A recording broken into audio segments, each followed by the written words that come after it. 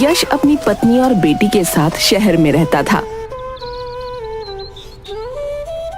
अरे मीरा, तुम्हें याद है करण? वो तुम्हारा गांव वाला दोस्त? हाँ, कल शहर में मुझे वो मिला था। अच्छा, क्या कहा उसने? कुछ नहीं, हमें गांव बुलाने के लिए जिद कर रहा था। कह रहा था कि हम जब से शहर आए तब से गांव को तो भूल ही गए। तो फिर तुमने क्या कहा? कुछ नहीं, मैंने उसकी बात टाल दी। क्या हमारा गांव में भी एक घर है? हाँ बेटा, गांव में भी हमारा एक बहुत पुराना घर है और बहुत सारी जमीन भी है। तो क्या हम गांव जा रहे हैं? नहीं बेटा। नहीं पापा, मुझे गांव जाना है। मुझे भी देखना है अपना गांव कैसा है। जानवी के बहुत बार जिद करने पर यश उसकी बात को मना नहीं कर पाता है। अच्छा बाबा, ठीक है, हम नेक्स्ट वीक वेकेशन में गांव चलेंगे बस। ये हम गांव जाएंगे।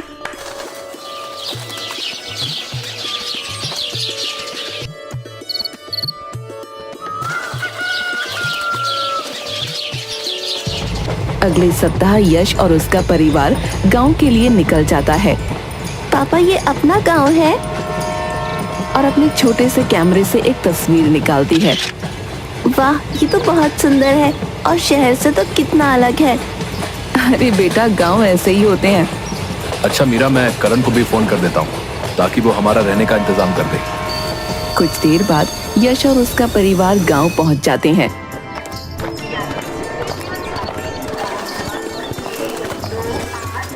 अरे यश, अरे तू तो शहर जाकर जैसे सब कुछ भूल ही गया रे। अरे अब क्या करूं भाई, काम ही इतना रहता है कि टाइम ही नहीं निकाल पाता। मैंने तेरे रहने का इंतजाम जो है अपने घर पर ही किया है। अच्छा, जैसे ही हवेली की साफ सफाई हो जाएगी तुम्हारा सामान वहां पर रखवा दूंगा, ठीक है? फिर यश उसकी पत्नी और बेटी जानवी के साथ घर में चले जाते हैं। शाम को जब सब लोग बैठे होते हैं तब एक नौकर दौड़ा हुआ उनके पास आता है। अरे मालिक, वो अरे इतना घबराए हुए क्यों हो भाई? अरे मालिक, वो जो डिंगरू चाचा की अस्थियों का घड़ा रखा हुआ था ना, वो टूट गया। अरे तो इसमें इतनी घबराने वाली कौन सी बात है भाई, हैं? अरे साहब, उसके बाद मुझे ऐसा महसूस होता है जैसे डिंगरू चाचा वहीं कहीं आसपास ही हो। अरे बलवंत काका, तुम भी ना ऐसे ही शक पाले हो, तुम्हें कोई वहम हुआ होगा। अच्छा ठीक है, तुम कहते हो तो वहम ही सही। अच्छा मालिक, वो हवेली की साफ सफाई हो गई है, आप कहो तो आपका सामान वहां रखवा दूं? हाँ। पापा, वैसे ही डिंगरू चाचा कौन है और ये काका इतने घबराए हुए क्यों हैं? अरे जानवी बेटा, ये डिंगरू चाचा तुम्हारे दादाजी हैं। पर पापा, आपने तो मुझे कभी भी उनके बारे में कुछ नहीं बताया। अरे बेटा, वो सामान हवेली में रखना है ना, देर हो रही है, चलो जल्दी।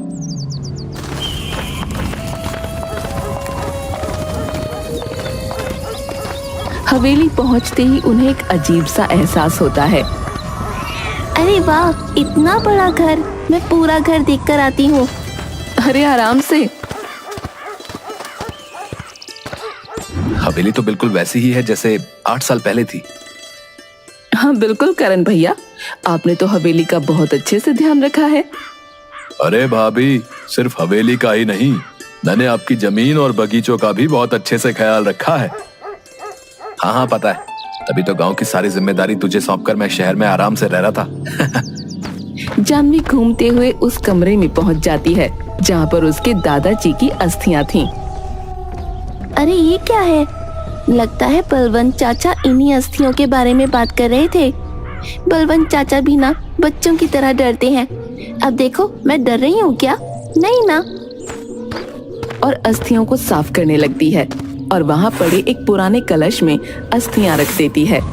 तभी जानवी को ऐसा लगता है जैसे उसके पीछे से कोई हवा की झोंके की तरह निकला हो। वो पीछे पलटकर देखती है तो कोई नहीं था। तभी लाइट बंद हो जाती है और तेज हवा की वजह से फिर से अस्थियों वाला लोटा गिर जाता है। जानवी अचानक डर जाती है। Mummy, mummy! बेटा जहाँ हो वहीं खड़ी रहना, हमारे हैं ऊपर। जानवी वहीं खड़ी रहती है। अचानक बिजली कड़कने लगती है और जानवी जब खिड़की की तरफ देखती है तब उसे कोई सिगार फूंकते हुए दिखाई देता है। जानवी डरते हुए उसके पास जाती है। कौन? तब तक मीरा और यश भी वहां पहुंच जाते हैं और कमरे का दरवाजा खोलता है। जानवी मीरा के गले लिपट जाती है। जानवी बेटा तुम डरो मत। तब तक लाइट भी आ जाती है। माँ मैंने वहाँ किसी को देखा। जानवी को ऐसे घबराया देख क्या हुआ बच्चा, तुम इतनी घबराई हुई क्यों? पापा वो। क्या हुआ? अरे कोई भी तो नहीं है वहां। जानवी वहीं पर बेहोश होकर गिर जाती है। जानवी बेटा, क्या हुआ तुम्हें? लगता है इतनी दूर के सफर से थक गई होगी। यश जानवी को उठाकर उसके कमरे में जाकर लिटा देता है। इसे थोड़ी देर आराम करने देते हैं। तुम दोनों भी थक गए होगे तो जाकर आराम करो। अगर किसी चीज की जरूरत पड़े तो मुझे बुला लेना। अच्छा। करण वहां से चला जाता है और मीरा और यश भी अपने कमरे में जाकर आराम करते हैं। रात के 9 बजे जानवी को होश आता है। तब वो देखती है कि डिंगरू चाचा उसके सिरहाने बैठे हैं और उसके माथे को सहला रहे हैं। जानवी उन्हें देखकर डर जाती है। आप? तभी मीरा वहां पर आ जाती है। अरे जानवी बेटा क्या हुआ? ओ मम्मी। हाँ क्या हुआ बेटा?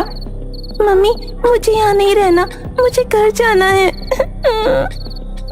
नहीं बेटा ऐसे नहीं रोते। और उसके साथ वहीं सो जाती है। अगली सुबह करण फिर से यश की हवेली पर आ जाता है। ये चिलगोजा यहाँ पर क्या कर रहा है? ये कौन है और ऐसे कैसे बोल रहे हैं अंकल को? अरे जानवी बेटा, अब तुम्हारी तबीयत कैसी है? अब ठीक है अंकल।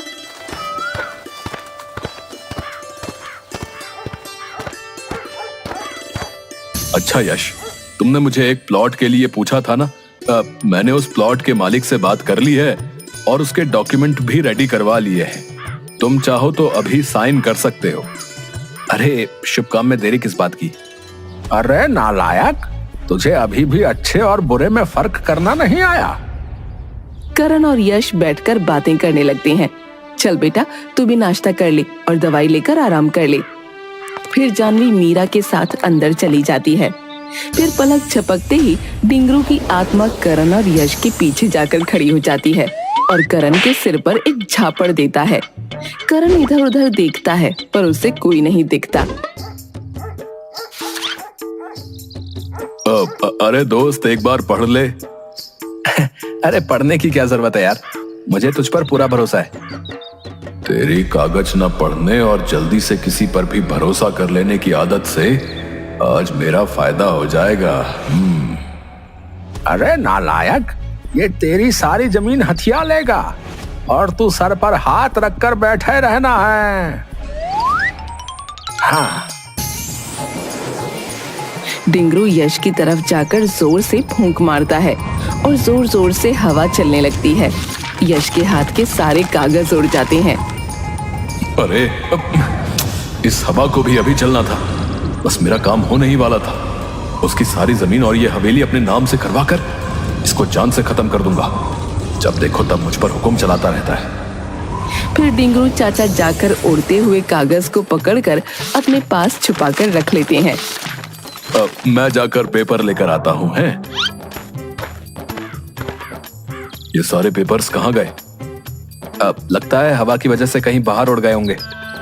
एक काम करो यार, तुम जाकर नए पेपर्स बनवा लो। इधर जानवी सोच में डूबी रहती है। आखिर वो बूढ़े काका हैं कौन और सबको ऐसे कैसे बोल रहे थे? मम्मी हमारे यहाँ कोई बूढ़े अंकल काम करते हैं क्या? हाँ बेटा, बलवंत काका, वो जो उस दिन हमें मिले थे। अरे नहीं मम्मी, उनके अलावा और भी कोई? नहीं तो, पर तू ऐसे क्यों पूछ रही है? नहीं कुछ नहीं। और वहाँ से चली जाती है। तभी उसे डिंगरू चाचा दिखाई देते हैं। जो कभी करण की कुर्सी खींच रहे थे तो कभी पानी का गिलास गिरा देते हैं। अरे यश, हम ना बाहर चलकर बात करते हैं। फिर दोनों बाहर चले जाते हैं। कौन हो आप और मेरे पापा और अंकल को ऐसे परेशान क्यों कर रहे हो? तुम मुझे देख सकती हो? हाँ तो क्या? मैं बर्बाद हो गया। 8 साल से उस मनहूस घड़े में बंद था। उससे आजाद होकर लगा था कि मुझे कोई नहीं देख सकता, पर तुम मुझे देख सकती हो। अरे कौन हो तुम? पहले तुम बताओ कि तुम कौन हो। नहीं, पहले आप। नहीं, पहले तुम। जानवी जोर से। मैंने बोला ना पहले आप। अरे तो इतना चिल्ला क्यों रही हो? बता रहा हूँ। मैं जो हूँ, मैं हूँ डिंगरू लाल चौहान, इस हवेली का मालिक। इस हवेली के मालिक मेरे पापा हैं, समझे? और आप ऐसे हवेली पर कब्जा नहीं कर सकते। इतनी सी तो है और इतनी बड़ी बड़ी बातें कर रही है? कौन है तू? अच्छा इधर आओ। क्या है? अरे मेरी माँ, इतना चिल्ला क्यों रही है? एक बात बता, तुझे मुझसे डर नहीं लगता है? क्या डर? और आपसे? पर क्यों? वैसे भी आपकी शक्ल तो बिल्कुल कार्टून जैसी है। मुझे तो आपकी शक्ल देखकर हंसी आती है। अरे मैं तो लुट गया। मेरे भूत होने का क्या फायदा हुआ भाई? है भगवान, इससे तो अच्छा होता कि तुम मुझे अपने पास ही बुला लेते। वैसे तुम कौन हो? मैं यशवंत राय चौहान की बेटी जानवी चौहान। तुम मेरी पोती हो? हाँ। आपकी पोती? पर मेरे दादाजी तो इस दुनिया में, मतलब आप भूत हैं।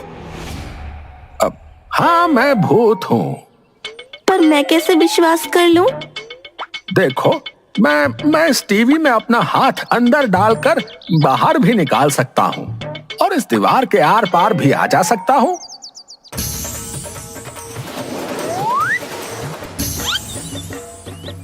क्या आप सचमुच मेरे दादा के भूत हो? पर आपकी फोटो तो नहीं है, और आप भूत कैसे बने? बेटा, जब इंसान की मौत समय से पहले हो जाती है तब वो भूत बनकर भटकता रहता है। तो फिर आप मरे कैसे? मेरी मौत के पीछे तुम्हारे माँ बाप का हाथ है। क्या मम्मी पापा? हाँ, उन दोनों की वजह से ही मेरी आत्मा आज भटक रही है। उन दोनों ने जमीन के कागजात पर दस्तखत करवा लिए और फिर मुझसे गलत सलूक करने लगे। तेरी माँ ये मुझसे घर का काम करवाती और खाना भी नहीं देती और बीमार होने पर मेरा इलाज भी नहीं करवाते। एक दिन जब तुम्हारे मामा और मामी आए तब मैंने उनसे पहले खाना खा लिया। इस बात से गुस्सा होकर तेरी मम्मी ने मुझे घर से बाहर निकाल दिया। मैं 10 दिन तक भूख से तड़प तड़प कर मर गया बेटा। और ये तो कुछ भी नहीं, मरने के बाद इन्होंने मेरी अस्थियां तक विसर्जित नहीं की। मेरे मरने के 1-2 दिन बाद ही ये गांव छोड़कर चले गए। डिंगरू की बात सुनकर जानवी की आंखों में आंसू आ जाते हैं। मम्मी पापा ने आपके साथ ऐसा किया, मुझे यकीन नहीं होता। अच्छा, वैसे मुझे एक बात बताइए, आज जब करण अंकल प्लॉट के पेपर लेकर आए थे तब आप पापा को साइन करने से क्यों रोक रहे थे? क्योंकि ये किसी प्लॉट के पेपर्स नहीं थे, ये हमारी जमीन और हवेली के कागजात थे जिसे ये करण अपने नाम करवाना चाहता है। इसने मुझसे भी बहुत बार जालसाजी करने की कोशिश की थी पर मेरे सामने टिक नहीं पाया। पर तेरा बाप ये उसके झांसे में फंस गया और उसे अपना दोस्त बना लिया और ये आस्तीन का सांप उसे बेवकूफ बनाकर मालिक बनना चाहता है। तभी तो ये तेरे बाप की दुम बनकर फिरता रहता है। जानवी मुंह पर हाथ रखकर हंसती है। तुम्हारा बाप ऐसे नहीं मानेगा। इसके खिलाफ हमें कोई ठोस सबूत जमा करना पड़ेगा। वो सब छोड़िए, पर पहले आप मुझे अपना गांव दिखाइए। ठीक है, चलो मेरे साथ। हाँ, 1 मिनट, मुझे अपना कैमरा भी साथ में लेने दीजिए। फिर डिंगरू चाचा और जानवी दोनों गांव घूमने निकल जाते हैं। उन्हें आते हुए शाम हो जाती है। रास्ते में करण का घर आता है। डिंगरू वहीं रुक जाता है। अरे क्या हुआ दादाजी, आप रुक क्यों गए? बेटा तू यहीं रुक, मैं अभी आता हूँ।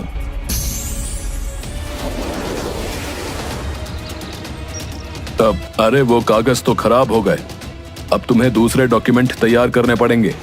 मुझे जल्द से जल्द वो डॉक्यूमेंट चाहिए, समझे? बस एक बार वो बेवकूफ यश उन पेपर्स पर साइन कर दे, फिर उसकी सारी जमीन और हवेली मेरी, और फिर उसे और उसके परिवार को जान से खत्म करके लाश को यमुना में बहा दूंगा और किसी को पता भी नहीं चलेगा। जानवी ये सब अपने कैमरे में रिकॉर्ड कर लेती है और अपने दादा की तरफ देखती है। तू मेरे परिवार को खत्म करेगा? तुझे तो मैं मजा चखाता हूँ। कभी बहुत जोर से हवा चलने लगती है और उसके घर की लाइट भी बंद चालू होने लगती है। अरे अचानक लाइट को क्या हुआ रे? डिंगरू चाचा उसके घर के सभी बर्तन एक एक करके हवा में उड़ाने लगते हैं और उसके आसपास बर्तन गोल गोल घुमाते हैं। अरे ये क्या हो रहा है? कोई है? बचाओ बचाओ, भूत कोई है? और फिर डिंगरू चाचा सभी बर्तनों को एक साथ उठाकर करण के ऊपर गिरा देते हैं। करण डर के मारे पसीना पसीना हो जाता है और कुछ भी बोलने के लायक नहीं होता। तभी डिंगरू चाचा जानवी के कान में कुछ बोलते हैं और जानवी के शरीर में घुस जाते हैं। फिर जानवी करण के सामने आ जाती है। अचानक ही उसके बाल खुल जाते हैं और आंखें लाल हो जाती हैं। वो बहुत ही डरावनी दिखने लगती है। करण की आंखें फटी की फटी रह जाती हैं। जानवी, करण डर से कांपने लगता है और पसीना पसीना हो जाता है। फिर जानवी हवा में उड़ते हुए उसके पास आ जाती है और उसे एक थप्पड़ लगाती है। तू मेरे परिवार को मारना चाहता है, मेरी हवेली और जमीन हथियाना चाहता है। मुझे माफ कर दो। माफ कर दूं ताकि तू मेरे परिवार की जान ले ले। और फिर उसका सर जोर जोर से दीवार पर ठोकने लगती है। बोल, अपनी गलती कबूलेगा कि नहीं? ठीक है, मैं अपनी गलती सबके सामने मानने के लिए तैयार हूँ और आगे से कभी किसी के साथ धोखा नहीं करूंगा, पर मुझे माफ कर दो। जानवी से मार मार कर उसकी हालत अधमरी कर देती है। फिर जानवी अचानक गायब हो जाती है और सब ठीक हो जाता है। करण बेहोश हो जाता है। इधर यश और मीरा दोनों खाना खाते हुए बातें करते हैं। अरे बस एक बार उस प्लॉट के पेपर्स पर साइन कर दूं, फिर शहर चलेंगे। तभी जानवी और डिंगरू वहां आ जाते हैं। जानवी जानबूझकर अपनी मम्मी की प्लेट गिरा देती है। वो गलती से गिर गई। अरे कोई नहीं बेटा। पर मम्मी, अब तो खाना भी नहीं बचा, अब आप क्या खाओगी? कोई बात नहीं बेटा, वैसे भी मुझे आज भूख नहीं थी। ऐसे ही जानवी कुछ न कुछ करके 2-3 दिन उसकी मम्मी को खाना खाने से रोकती है। मम्मी, आज गांव में जो नए दोस्त बने हैं, मैंने उन्हें खाना खाने के लिए बुलाया है। आप उनके लिए खाना बना देना। बेटा वो क्या है ना, मुझे आज थोड़ी कमजोरी लग रही थी। आपको देखकर तो नहीं लगता, और वैसे भी मैं आपको बता रही हूँ, पूछ नहीं रही हूँ। मीरा को एक पल के लिए उसकी कही गई बातें याद आ गईं, जो उसने डिंगरू से कही थी। दादाजी, मम्मी को भी तो एहसास होना चाहिए ना कि आपको कैसा लगता था जब वो आपसे ऐसे बात किया करती थी।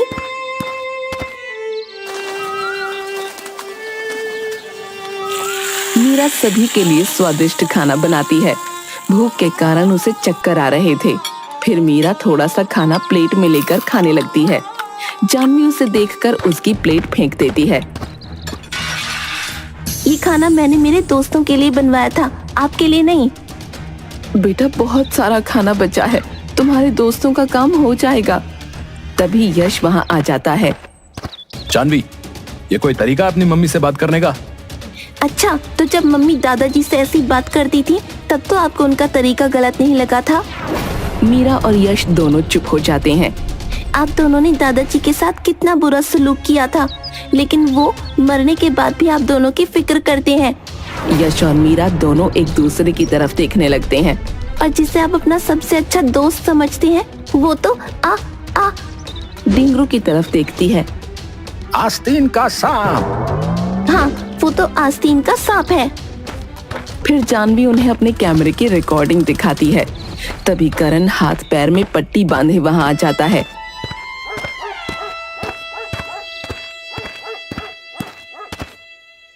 मुझे माफ कर दे मेरे भाई, मैं लालच में अंधा हो गया था। जानवी बेटा, तुमने मेरी आंखें खोल दी। अब मैं किसी से भी धोखा नहीं करूंगा। यश, मैं तुम्हारी हवेली और जमीन हथियाना चाहता था। तुम मुझे धोखा देते रहे थे और मैं आंख बंद करके तुम पर भरोसा करता रहा। तुम्हें अपना सबसे अच्छा दोस्त मानता रहा, पर तुमने मेरी ही पीठ में छुरा घोंप दिया। फिर यश पुलिस को फोन करके सारी बातें बताता है और बुला लेता है। इंस्पेक्टर साहब, ले जाइए इस धोखेबाज को। दोस्त, मैंने कभी तेरे बारे में अच्छा नहीं सोचा, लेकिन एक बात कहूं, तू जानवी को किसी तांत्रिक के पास जरूर ले जाना। अरे चल चुपचाप चल। पुलिस करण को ले जाती है। पर जानवी, तुम्हें इस करण की असलियत का पता कैसे चला? फिर जानवी यश और मीरा को सारी बातें बताती है।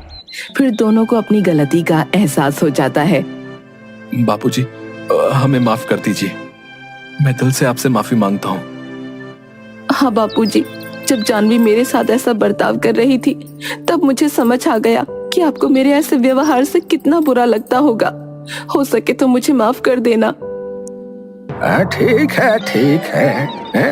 अब ज्यादा इमोशनल ब्लैकमेल करने की जरूरत नहीं है, समझा? दादाजी ने आपको माफ कर दिया है।